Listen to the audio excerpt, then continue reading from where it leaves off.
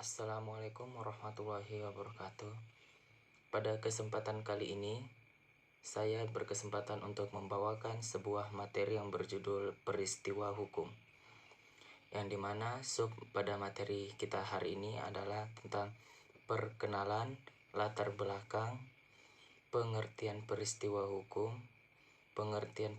hukum menurut para ahli, perbedaan peristiwa dan perbuatan hukum, contoh peristiwa hukum, dan tidak lupa saya akan menyajikan kalian sebuah video yang memuat tentang peristiwa hukum.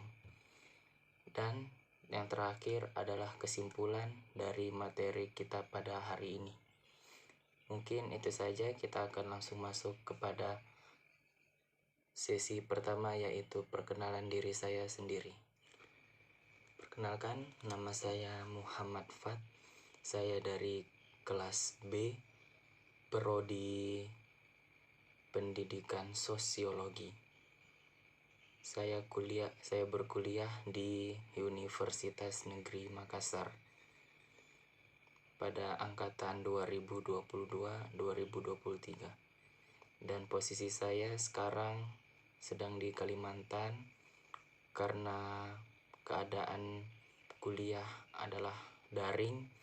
Jadi saya pulang ke Kalimantan dan mengadakan perkuliahan secara online di rumah saya sendiri. Mungkin itu saja perkenalan yang dapat saya sampaikan. Kita akan langsung masuk pada sub kedua, yaitu latar belakang peristiwa hukum. Baik, pada sub kita yang kedua adalah latar belakang peristiwa hukum. Pembangunan dalam bidang hukum dalam negara hukum Indonesia berdasarkan landasan sumber tertib hukum seperti terkandung dalam Pancasila dan Undang-Undang Dasar 1945. Rumusan ini dilandasi karena kehidupan setiap individu manusia takkan pernah lepas dari ketertiban hukum. Untuk menertibkan kehidupan dan bernorma, harmonis dan sejahtera, maka dari itu dirasa sangat perlu kita mempelajari lebih jauh mengenai ilmu hukum yang kita jadikan landasan dalam menjalani kehidupan sehari-hari kita. Hukum dan masyarakat merupakan hal yang sulit dipisahkan. Kedua hal tersebut bagaikan seperti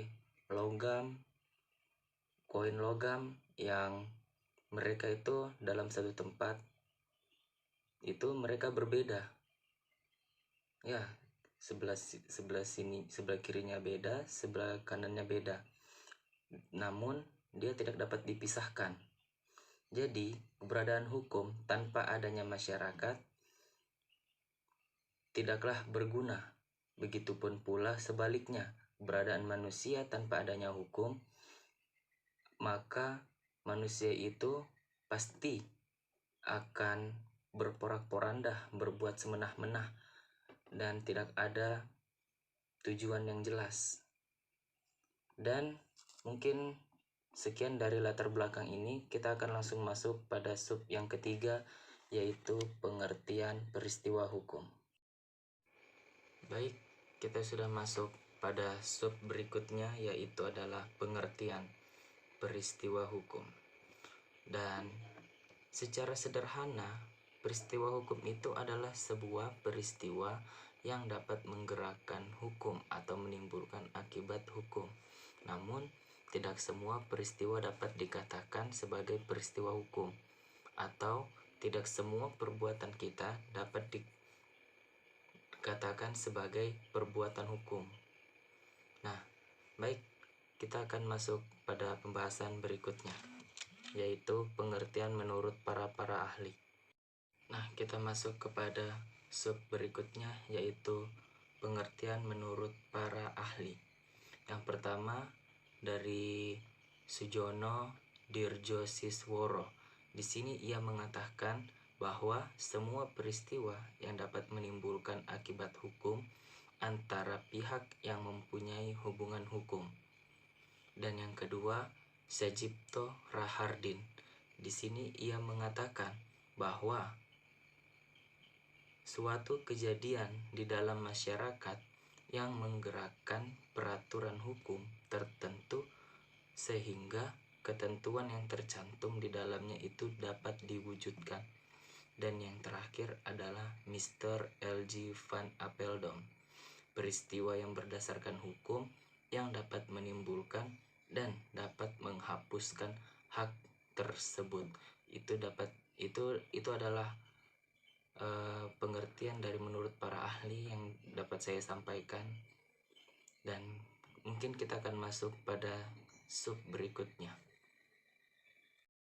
Nah, sekarang kita masuk pada sub yang berikutnya, yaitu perbedaan peristiwa dan perbuatan hukum. Adapun perbedaannya menurut para ahli, terdapat perbedaan antara perbuatan dan peristiwa hukum. Menurut Soeroso, subjek hukum melakukan perbuatan baik manusia maupun badan hukum yang dimana akibatnya diatur dalam hukum, sehingga dapat dianggap sebagai kehendak dari yang melakukan hukum. Menurut Syairul Ar-Rasjid, perbuatan yang diatur oleh hukum dan akibat tersebut dikehendaki oleh yang melakukan perbuatan. Dan menurut Marwan Mas, perbuatan atau pergerakan yang dilakukan oleh subjek hukum dalam bentuk tindakan pada akhirnya menimbulkan sebab akibat, dan itu adalah perbuatan hukum. Mungkin banyak yang bertanya-tanya tentang perbedaan peristiwa dan perbuatan hukum itu tersebut, dan mungkin saya akan jelaskan pada di kesimpulannya lah. Sekarang kita masuk kepada pembahasan sub yang berikutnya, yaitu contoh peristiwa hukum. Adapun dalam contoh ini, yang pertama saya mengambil itu 3 contoh, yaitu yang pertama, seorang pria menikahi seorang wanita secara resmi disebut peristiwa hukum, karena hal tersebut akan menimbulkan hak kewajiban bagi suami dan istri yang telah diatur dalam undang-undang perkawinan.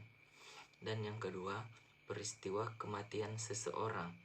Pada peristiwa kematian seseorang, secara wajar dalam hukum perdana akan menimbulkan berbagai akibat yang diatur oleh hukum, misalnya penentuan pewaris dan ahli waris. Dan yang ketiga, mengambil barang yang bukan termasuk pemilik sah dari barang tersebut dan mengakuinya sebagai barangnya. Dan itu sama dengan bahasa, untuk bahasanya ya, kita biasa kenal dengan pencurian atau maling gitu. Dan kita akan masuk pada video. Pada video kali ini saya akan menampilkan sebuah contoh perbuatan, contoh peristiwa dan perbuatan hukum. Baik, Mas, silahkan kalian tonton videonya.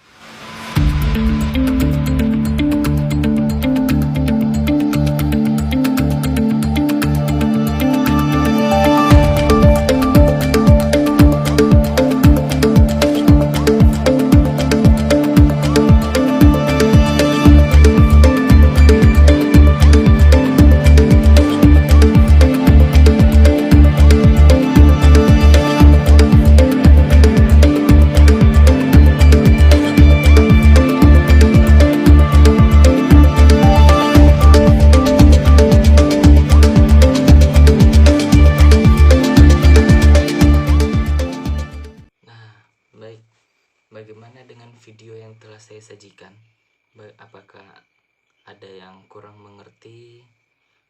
Bisa ditulis di kolom komentar kalau misalkan tidak mengerti. Kita akan masuk kepada sub yang terakhir, yaitu tentang kesimpulan. Nah, kesimpulannya adalah bahwa peristiwa hukum adalah suatu kejadian dalam masyarakat yang dapat menimbulkan akibat hukum yang dapat menggerakkan peraturan, ketentuan, sehingga peraturan yang tercantum di dalamnya dapat dikonkret atau dapat dilaksanakan. Misalnya suatu peraturan hukum yang mengatur tentang kewarisan. Nah, seperti yang tadi, hak waris, tentang kematian akan tetap merupakan perumusan yang kata-kata abstrak sampai ada seseorang meninggal dunia dan menimbulkan masalah kewarisan. Mungkin itu saja yang dapat saya sampaikan pada sub hari ini, yaitu tentang peristiwa hukum. Jika ada salah kata mohon dimaafkan, karena sesungguhnya kebenaran itu hanya milik Allah Subhanahu wa Ta'ala. Sekian yang dapat saya sampaikan. Assalamualaikum warahmatullahi wabarakatuh.